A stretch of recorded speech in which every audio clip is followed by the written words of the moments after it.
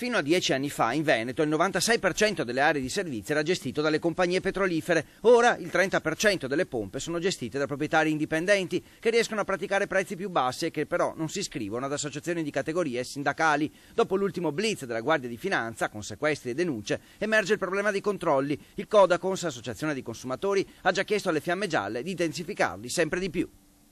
Attualmente abbiamo una rete distributiva che noi come a livello sindacale abbiamo fatica di controllarla, perché quando una volta tutti gli impianti, diciamo bene o male, erano iscritti a un sindacato, c'era un maggior controllo, una maggiore sollecitazione da parte nostra. Attualmente c'è un 30% di impianti che non fanno capo a nessuno.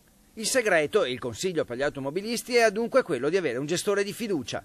Il consiglio mio è quello di scegliersi il gestore di fiducia. Col gestore di fiducia tutti gli inconvenienti che un automobilista trova ovviamente li può risolvere, sia per quanto riguarda il prodotto difettoso, sia per quanto riguarda altre cose.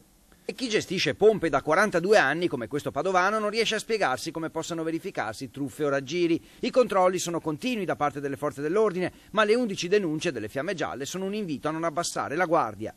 Ma io non ho mai perso un cliente da 30 anni, 40 a questa parte. Ha avuto lei dei controlli della finanza nella sua carriera? Tantissimi anche dall'ufficiale metrico, delle pompe e tutto quanto, sempre ci sono.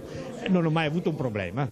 Quanto all'aumento vertiginoso dei prezzi, a quanto pare ci guadagnano compagnie petrolifere, il fisco, ci rimettono i consumatori e i gestori degli impianti che hanno un guadagno fisso. Un calo di affari in questo periodo con i prezzi così alti? Moltissimo, il 35%. Preoccupato? Tantissimo.